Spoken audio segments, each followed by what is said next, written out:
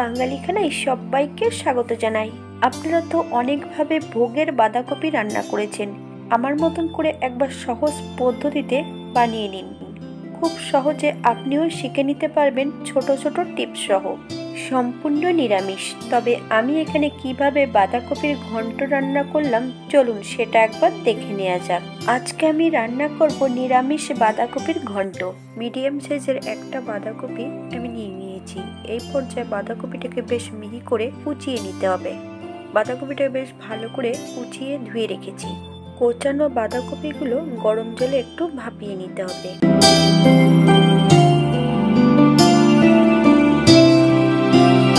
পর্যায়ে একটা শুকনো মশলা তৈরি করে নেব।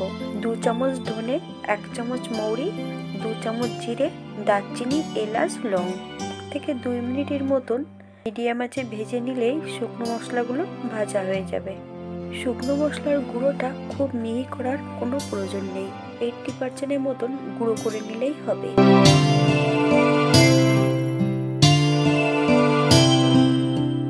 এই পর্যায়ে একটা কড়াইতে বেশ কিছুটা সরষের তেল অ্যাড করেছি। একটু নুন হলুদ দিয়ে সম্পূর্ণ আলুগুলো ভেজে তুলে নেব। আমি এখানে মিডিয়াম সাইজে 2টো আলু অ্যাড করেছি। আপনাদের পছন্দ মতন আপনারা আলুটা অ্যাড করবেন। একই তেলে রান্না করব। তেলের পরিমাণটা একটু কমিয়ে নেব।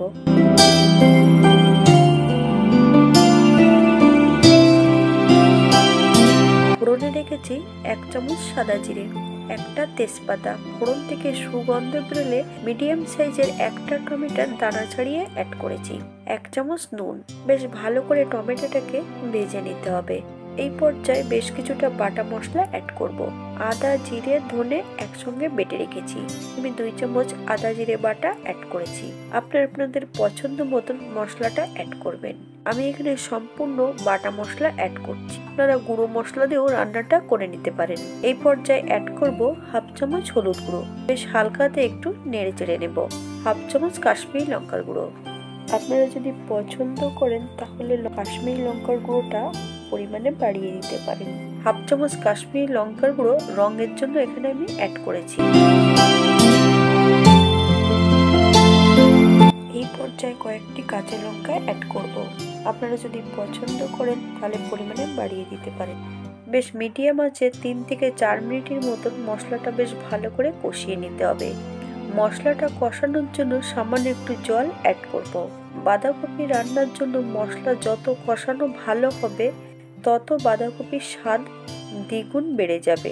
মশলা কষানোর উপরেই নির্ভর করবে তরকারির স্বাদ। মশলা থেকে তেল ছেড়ে দিয়েছে। এই পর্যায়ে সম্পূর্ণ ভাজা আলুগুলো অ্যাড করব। বেশ কিছুটা মটরশুঁটি গরম জলে ভাপিয়ে রেখেছি। সম্পূর্ণ মটরশুঁটিগুলো অ্যাড করব। আলু এবং মটরশুঁটি দিয়ে মশলা সমেত বেশ ভালো করে কষিয়ে নিতে হবে 1 থেকে 2 মিনিটের মতো। আমি রান্নাটি করছিলাম মিডিয়াম আঁচে।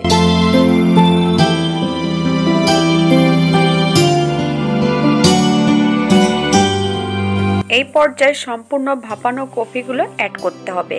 হাই ফ্লেমে 4 থেকে 5 মিনিটের মতন বেশ ভালো করে মশলা সমেত কপি দিয়ে কষিয়ে নিতে হবে।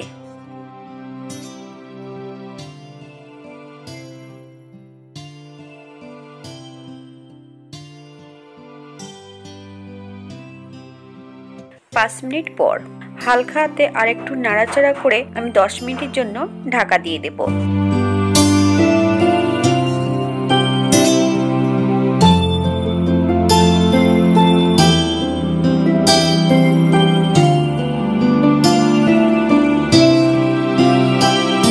বাঁধাকপি ঢাকা দেবার পর মাঝে মাঝে একটু নেড়ে দিতে হবে, নইলে নিচটাতে লেগে যেতে পারে।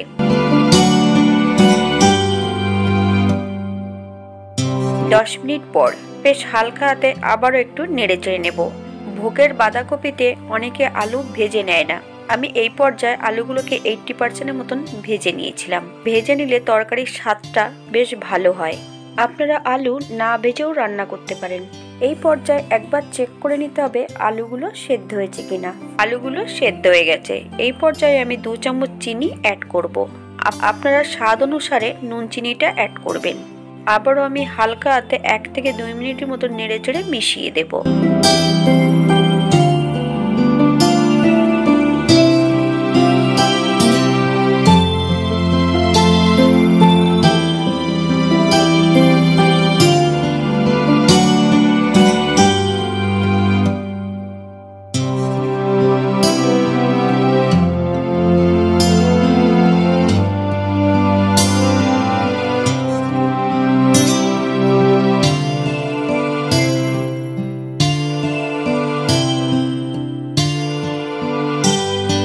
এই পর্যায়ে যে মশলাটা ভেজে রেখেছিলাম 1 চামচ ভাজা মশলা অ্যাড করব।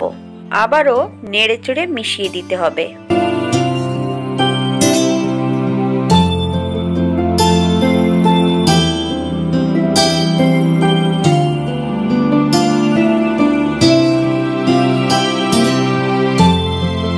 এই পর্যায়ে 1 চামচ গরম মশলা বাটা অ্যাড করেছি। আপনারা গুঁড়োটাও অ্যাড করতে পারেন।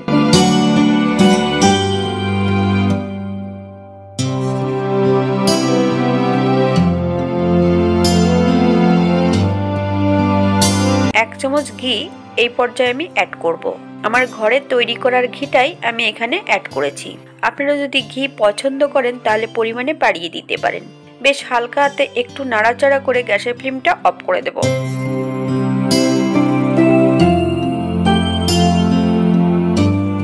শুকনো খোলায় যে মশলাটা ভেজে নেওয়া হয়েছিল সেই ভাজা মশলার মধ্যে আপনারা 1 থেকে 2 চামচের মতন গোটা পোস্ত অ্যাড করতে পারেন। সেটাও খেতে খুবই সুস্বাদু হবে, অথবা নারকেল কুচিও অ্যাড করতে পারেন। 5 মিনিটের জন্য স্ট্যান্ডিং টাইম দেব, তারপর সার্ভ করব। 5 মিনিট পর এটা দেখতে যেমন ভারী সুন্দর হয়েছে, এটা খিচুড়ি অথবা লুচি সবকিছুর সঙ্গে অসম্ভব ভালো লাগবে। আপনারা বাড়িতে একবার একই পদ্ধতিতে বানিয়ে নেবেন। সম্পূর্ণ নিরামিষ, পুজোর যে কোনো অনুষ্ঠানেতে আপনারা এটা রান্না করতে পারেন।